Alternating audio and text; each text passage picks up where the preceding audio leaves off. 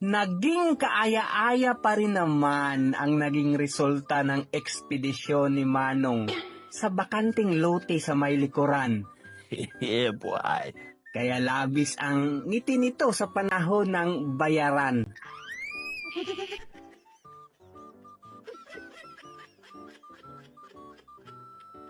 Todo paliwanag naman itong isa na darating ang kanyang pera sa makalawa. Kumbaga, gusto niyang magtanim ng walang advance payment. Nabuang na, di pwede yan, Kuloy. Tuwang-tuwa pa rin naman si Kamata kahit salamin ang napupuruhan ba. Salamat, Shopee! Natatakam na talaga itong isa.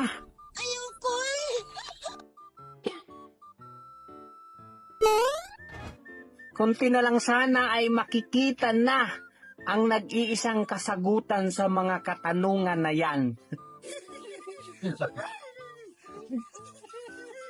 Malamang champion dati sa Palosibo ang kanahan na to. Anad na ni Mukatkat. Walang duda, bago matulog sa gabi, ay laging naaabot nito ang premyo. Nako, bago natin to idiin sa dulo, pa-like, share, follow naman ang page Mga Kamata. Okay, let's do this! Napagod na naman ako sa kakalaba ngayon, kaya ito yung pusa ko na marunong magmasahe. Minamasahe na naman niya ako dahil alam niya napagod ako sa kakalaba. Nakakatuwa naman talaga ang pusa itong si ate. Marunong nga itong magmasahe. Nakakawawa yung pagod kapag minamasahe ka ng pusa. Wow! Ayun na yung nanamasahe ko dito. Paano kaya niya na-train ang pusa na yan, no? Siguradong marami ang willing na matuto. Isa ka pa eh! By the way, may nag-propose sa may basurahan, oh. Sana all. Natupad na sana ang hinahangad ni Uncle Ba. Kaso, sa isdang may matinik na pangapa.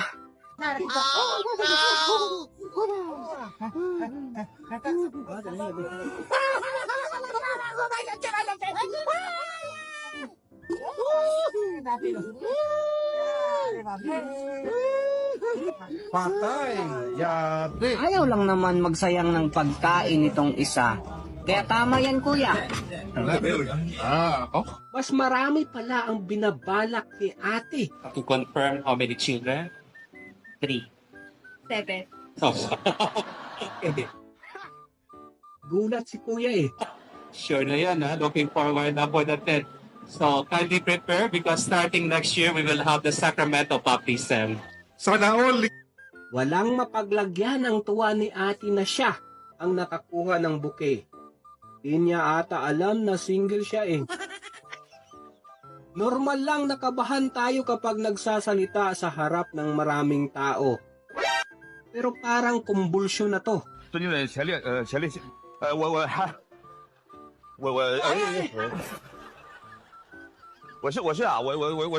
我们远大我们什么公司？农机啊。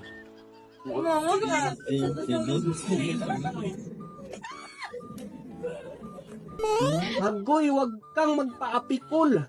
Sikwatin mo. Gumanti ka. Wag na na mawala. Oh no! Dadaling kita sa aming bahay. Di tayo magaw. Yari, di pa fully paid yan. Nanlisik, nasabik at tumirik talaga ng husto. Ang taloy-toy ng patpat ni Liit, oh. Pastilan. Ito na yata ang pagkakataon niyang makasungkit ng langit. Nasa tapat mo na! Teka lang ha, nag-iisip pa si Liit kung paano niya ito masusulit. Si Angkol naman ay umaapaw ang pagkasabik sa perlas ng sinilangan na yan. Gusto na niyang gawin itong tahanan ng kanyang lahi. Napipikuwasan kita. Isa lang. Si Ricol, habang umiipikto pa ang lumay, bugsay. Agad namang sinilyuhan itong isa ang maladiwata habang ito ay naguguluhan pa. Patay! Yari! Mapupuyat si Pablo Panigurado. Yeah, baby! Pastilano, hindi mo talaga masisiguro ang buhay ng isang tao. Si Idol Wisbrook pa yata ang nakatuluyan ni ate oh. Animoy namili lang ng ulam itong kanahan. Grabe ba? Sa pagkakataon na ito, gusto niya yung may matambok na aligi, no? Pinakitaan naman ni Kamata ng matinding skill ang mga dalaga ba? Nakitaan ni ate ng potensyal ang iyong kamay, Col. Ako, titirik talaga ang bingwit sa ginagawa mong yan, ate ba? Si ma'am ay ginawa ang lahat para hindi nakakaantok ang kanyang subject na math. Kaso nabaling naman ang focus ng mga lalaki. Kaumuumbok na plus sign na yan eh. Wow! Bago natin to idiin sa dulo, pa-like, share, follow naman ang page mga kamata. Okay? Let's do this!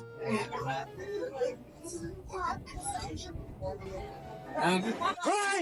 Anong akala mo dyan, Kulkulambo?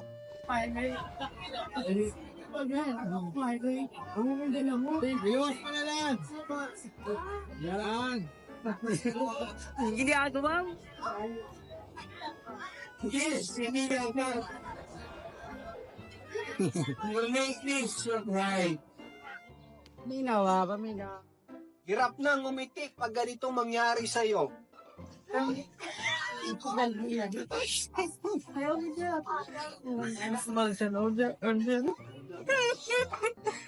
Walang kupas pa rin tong si Lolo. Direct to the point kung gumalaw, oh.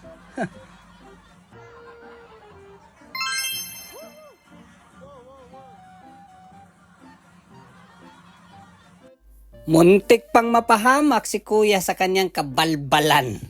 Ayan. Kunwari pa ang kanahan, sinisip pa ang nakaharang. Lang yan naman. How many genders are there? I don't know. I just got it.